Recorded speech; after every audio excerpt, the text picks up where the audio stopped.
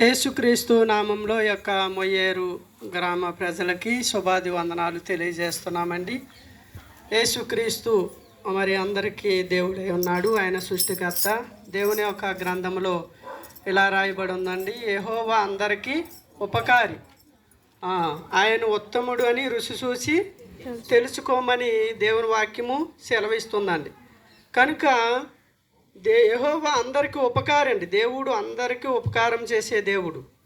ఎందుకంటే దేవుడు మానవులందరికీ దేవుడై ఉన్నాడు. ఒక్కడే దేవుడండి.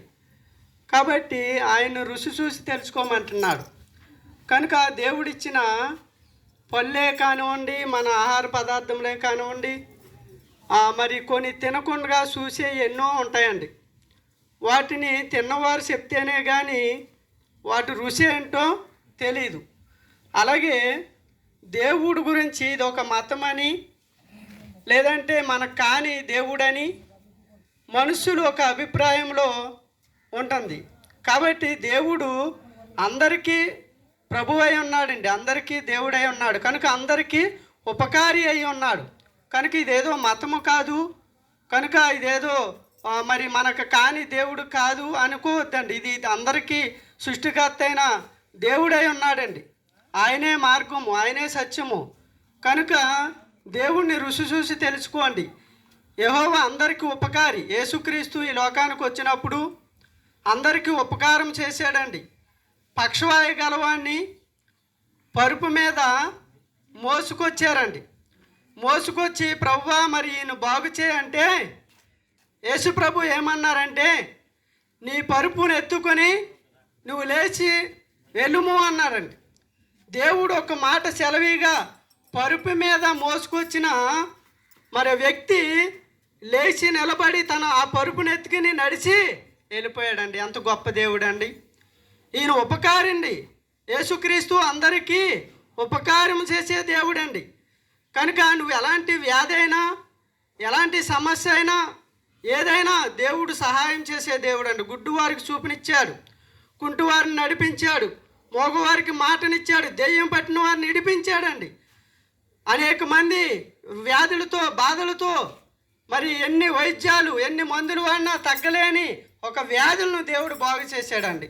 కనుక యేసుక్రీస్తు ఉపకారి అండి. ఉపకారం చేయటానికి దేవుడు వచ్చాడు. మనుషులందరూ కూడా మరి ఈ దేవుని యందు విశ్వాసం ఉంచాలి. అంతే. యేసుక్రీస్తు ఈ యొక్క దేవుని గ్రంథము ఏం సెలవిస్తుందంటే అండి, మరి ఆయనే తన ప్రజలను రక్షించుటకు ఈ లోకానికి వచ్చాడంటండి. యేసుక్రీస్తు తన ప్రజలండి. మనమందరము కూడా దేవుని ప్రజలం, దేవుని బిడ్డలమై ఉన్నామండి. కనుక ఈ దేవుడు అందరికీ ఉపకారం చేసే దేవుడు. నువ్వు నమ్మినా నమ్మకపోయినా ఈ దేవుడు మేలు చేసే దేవుడు అండి. ఎందుకంటే ఒకప్పుడు మేము కూడా మరి మాకు కాని దేవుడు అన్నట్టుగా, మరి మనకు కాని మతం అనుకున్నట్టుగా ఈ దేవుడి గురించి తెలియక మరి మా జీవితం సగం కాలం వ్యర్థంగా గడిపేసామండి. దేవుడి గురించి చెప్పినా పట్టించుకోలే.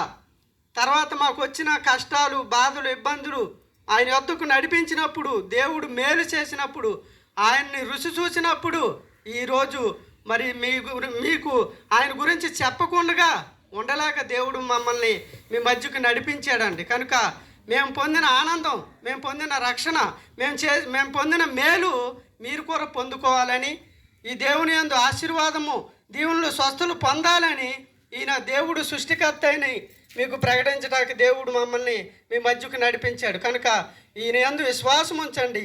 మరి మిమ్మల్ని, మీ ఇంటి వారిని రక్షించి ఆయన ప్రజలుగా, ఆయన బిడ్డలుగా ఇక్కడ ఈ లోకంలో కొంతకాలమే అండి. ఈ లోకంలోనూ వ్యాధి బాధల నుండి విడిపిస్తాడు, ఆనందం ఇస్తాడు. అంతేకాదు ఆత్మ నిత్య నరకం నుండి తప్పిస్తాడండి. ఈ దేవుడు ఈ లోకం మట్టుకే పరిమితి కాదు. ఈ లోకంలో కొంతకాలమే.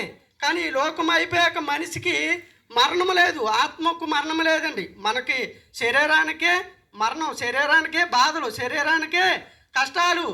కానీ ఆత్మకు దేవుడై ఉన్నాడు ఈయన. మన ఆత్మ నిత్య రాజ్యంలో యుగ యుగాలు ఉంటుందండి. 2 స్థలాలు ఉన్నాయి. అక్కడ నిత్య నరకము, అనిత్యము, పరలోకంలో దేవుని యొద్ద ఉండే కృపను మనకి ఇస్తాడు యేసుక్రీస్తునందు. మరి ఈ లోక సంబంధమైన బాధల నుండి విడిపించడమే కాదు, ఈయన యందు విశ్వాసం ఉంచితే నీ ఆత్మను నిత్యము ఆయనతో ఉండినట్లుగా పాప క్షమాపణ పొందినట్లుగా మనం అగ్నిగుణం నుండి తప్పించుకుంటామండి. కనుక దేవుడు రక్షిస్తాడు మన ఆత్మను. నిత్య రాజ్యములో ఆయనతో పాటు యుగ యుగాలు ఉండాలని ఈ సువార్త మీ అందరికీ దేవుడు తెలియజేస్తున్నాడు. కనుక మీరున్న చోటనే విశ్వాసం ఉంచి నేను పాపిని ప్రభువా నన్ను క్షమించు అని ఒక్క మాట అంటే ఆయన క్షమించే దేవుడండి. శిలువ మీద దొంగలు ఇద్దరండి. ఒక ఆయన మరి క్షమాపణ పొందుకున్నాడు పశ్చాత్తాపడి, ఏమంటే నేడే నీవు నాతో పరదేశంలో ఉంటావన్నాడండి ప్రభు. కనుక మీరున్న చోట ఈ ప్రభువుని విశ్వాసం ఉంచి అడిగితే మిమ్మల్ని బాగు చేసి ఆయన నిత్యత్వంలో ఆయన బిడ్డలుగా ఆ పరలోక రాజ్యంలో స్థానము పొందుకుంటారు. యుగాలు ఆయనతో ఉంటామండి. దేవుడు అట్టి కృప మీ అందరికీ దయచేయునుగాక. ఆమేన్. మహాపరిశుద్ధుడా, మహోన్నతుడా, సర్వోన్నతుడా, సర్వశక్తిమంతుడు అని మా తండ్రి, మీ ఘనమైన నామానికి స్తోత్రాలు, స్తుతులు, వందనాలు ప్రభువా. మరొకసారి ఈ మొయ్యేరు గ్రామాన్ని మీరు ప్రేమించి మరి నాయన ఈ రీతిగా నాయన ప్రభువా మీ యొక్క నాయన అమూల్యమైన జీవవాక్కును ప్రకటించడానికి ప్రభువా ఈ రీతిగా నడిపించినందుకు మీ స్తోత్రాలు నాయన. ఇంతవరకు కూడా ప్రకటించబడిన ప్రతి మాట కూడా విన్న ప్రతి ఒక్క హృదయాల్లో కూడా మొలకెత్తినట్లుగా సహాయం చేయండి తండ్రి. నాయన హృదయమునందు విశ్వాసం ఉంచి నాయన నోటితో ఒప్పుకొని రక్షణ పొందినట్లుగా ప్రతి ఒక్క హృదయాన్ని తెరిచి కార్యం చేసి కృపను అనుగ్రహించమని, నీ గొప్ప రక్షణ నాయన ప్రతి కుటుంబానికి ప్రతి బిడ్డకును దయచేసి సహాయం చేయమని, నిత్యరాజ్య వారసులుగా సిద్ధపరచమని యేసు పరిశుద్ధ నామన స్తోత్రాలు చెల్లించి వేడుకొనిచున్నాం తండ్రి. ఆమేన్.